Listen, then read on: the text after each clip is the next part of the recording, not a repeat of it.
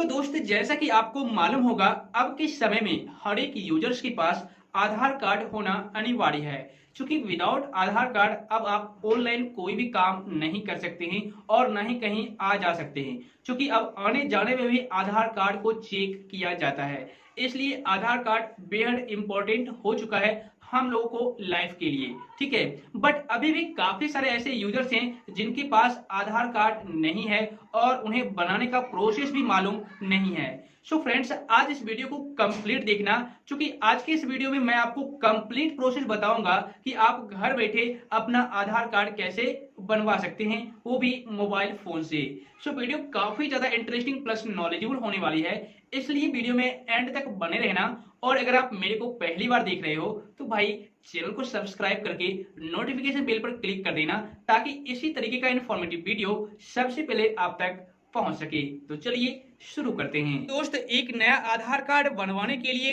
कौन कौन से डॉक्यूमेंट की जरूरत पड़ती है और क्या प्रोसेस है ऑनलाइन अप्लाई करने का, सारा प्रोसेस मैं आपको प्रैक्टिकली दिखाने वाला हूं। और कोई भी यूजर्स इस प्रोसेस को फॉलो करके अपना आधार कार्ड बनवा सकता है। इसलिए वीडियो का एक भी पार्ट स्किप मत करना, अदरवाइज समझ में नहीं आएगा। ठीक है, तो सबसे पहले आप क्या कीजिए, अपने मोबाइल में क्रोम ब्राउजर को ओपन कर लीजिए। ओपन करने के बाद यहां पर आपको सर्च करना है UIDAI।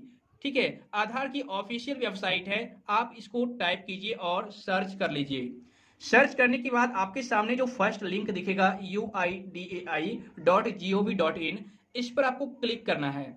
जब आप इस पर क्लिक करोगे तो यहाँ पर आपको सबसे पहले अपना लैंग्वेज चूज कर लेना है। तो मैं यहाँ पर इंग्लिश चूज कर लेता हूँ। उसके बाद आपके सामने इस तरीके से पेज ओपन हो जाएगा। यहाँ पर आपको नीचे की तरफ स्क्रॉल डाउन करना है और यहाँ पर आपको एक ऑप्शन दिखेगा बुक एंड अपॉइंटमेंट का, इस पर आपको क्लिक करना है। जब इस पर आप क्लिक करोगे तो इस तरह का पेज आएगा। यहाँ पर नीचे की तरफ स्क्रॉल डाउन कीजिए और यहाँ पर कुछ पॉइंट नोट किए गए हैं जो आपको रीड कर लेना है। आप नीचे की तरफ स्क्रॉल डाउन कीजिएगा तो यहाँ पर दो ऑप्शन आपको दिखेंगे। देखिए, आधार सेवा केंद्र दो जरियों से दो तरीके से चलाया जाता है। Book an appointment at UIDAI run Aadhaar Seva Kendra, यानी कि जो UIDAI के द्वारा आधार सेवा केंद्र रन कराया जाता है उसके जरिए भी आप अपॉइंटमेंट बुक करा सकते हैं। और एक आधार सेवा केंद्र चलाया जाता है रजिस्ट्रार के द्वारा, जैसा कि देखिए book an appointment at registrar run Aadhaar Seva Kendra. ठीक है, तो मतलब दो तरीकों से आधार सेवा केंद्र चलाया जाता है, रन करवाया जाता है। अब आपको जहां पर इच्छा हो, जिसके जरिए इच्छा हो, आप अपना आधार कार्ड बनवा सकते हैं। लेकिन कंडीशन यह है, देखिए, अगर आप UIDAI के द्वारा अपना आधार कार्ड बनवाना चाहते हैं तो यहाँ पर आपको सिटी या लोकेशन सेलेक्ट करना होगा। तो आप इस पर क्लिक कीजिए। तो यहाँ पर जो लोकेशन का नाम लिस्टेड है, अगर उनमें से बिलोंग करते हैं आप, तब तो ठीक है, आप सिंपली सेलेक्ट कर लीजिए। लेकिन अगर आपका लोकेशन यहाँ पर लिस्टेड नहीं है तो भाई प्रॉब्लम तो है, लेकिन कोई प्रॉब्लम नहीं है। आपको सिंपल क्या करना है, जैसा कि मेरे केस में मेरे लोकेशन का नाम इस लिस्ट में नहीं है तो मैं बैक कर देता हूँ। यहाँ पर नीचे में ऑप्शन है प्रोसीड टू बुक अपॉइंटमेंट, जो रजिस्ट्रार के द्वारा रन करवाया जाता है, इस पर आपको क्लिक करना है। जब इस पर क्लिक करोगे तो देखिए यहाँ पर आपको पूछा जाएगा आप इंडियन रेसिडेंट हो या फिर नॉन इंडियन रेसिडेंट हो। तो आप अपने हिसाब से यहाँ पर सेलेक्ट कर लेना। तो मैं इंडियन रेसिडेंट हूँ, सेलेक्ट कर लिया। अब यहाँ पर लॉगिन करने के लिए बोला जाता है, तो आप मोबाइल नंबर के थ्रू लॉगिन कर पाएंगे या फिर ईमेल आईडी के थ्रू लॉगिन कर पाएंगे। तो मैं मोबाइल नंबर सेलेक्ट कर लेता हूँ। उसके बाद यहाँ पर आपको अपना मोबाइल नंबर डालना है और इस कैप्चा को हूबहू यहाँ पर डाल देना है और सेंड OTP पर क्लिक कर देना है। सेंड OTP पर क्लिक करने के बाद आपके रजिस्टर्ड मोबाइल नंबर पर एक OTP जाएगा, उस OTP को यहाँ पर डाल देना है। ठीक है, तो मैं यहाँ पर OTP डाल देता हूँ। OTP डालने के बाद यहाँ पर सबमिट OTP एंड प्रोसीड का ऑप्शन दिखेगा, इस पर क्लिक करना है। जब इस पर आप क्लिक करोगे तो आपके सामने इस तरीके से पेज आएगा। दोस्त, अगर आपने ऑलरेडी आधार कार्ड बनवा रखा है तो आप यहाँ से अपडेट भी कर सकते हैं, अपडेट आधार पर क्लिक करके। और अगर आप नया आधार कार्ड बनवाना चाहते हैं तो आप न्यू इनरोलमेंट वाले ऑप्शन पर क्लिक कर लीजिए। तो यहाँ पर मैं न्यू इनरोलमेंट पर क्लिक कर लेता हूँ। क्लिक करने के बाद यहाँ पर सबसे पहले देखिए 3 स्टेप आपको बोला जाएगा फिलअप करने के लिए।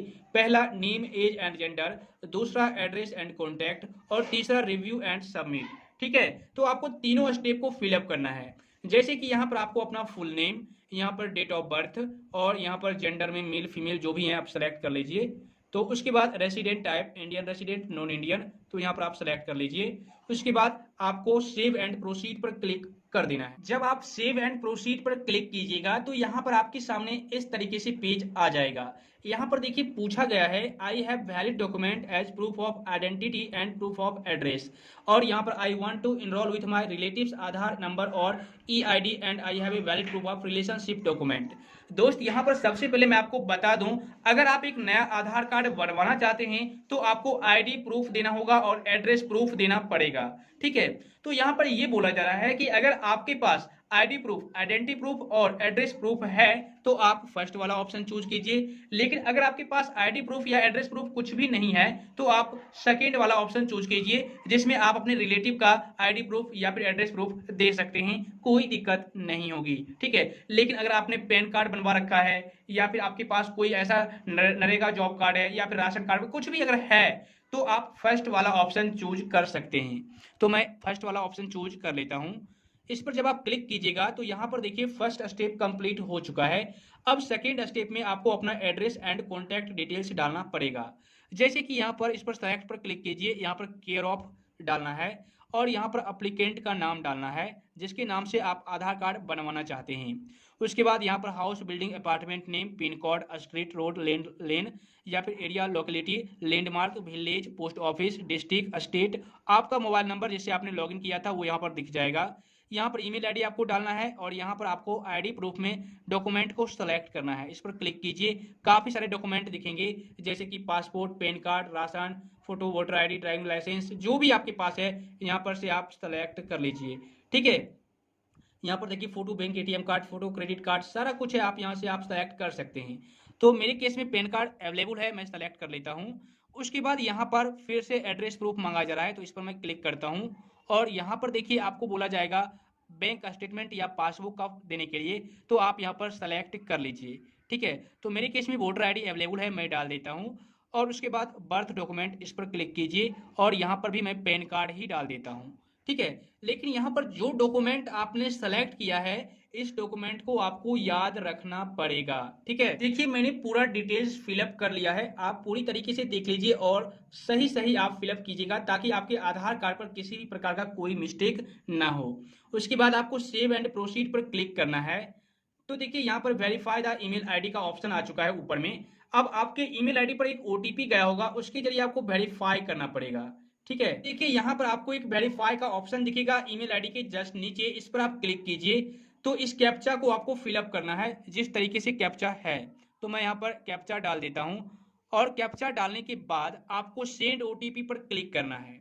इस पर जब आप क्लिक करोगे तो आपके ईमेल आईडी पर एक ओटीपी गया होगा, उस ओटीपी को यहाँ पर डाल देना है इस बॉक्स में। ठीक है, उसके बाद वेरीफाई ओटीपी पर क्लिक कर लेना है। वेरीफाई ओटीपी पर क्लिक करने के बाद ओटीपी वेरीफाई हो जाएगा। उसके बाद सेव एंड प्रोसीड पर क्लिक करना है।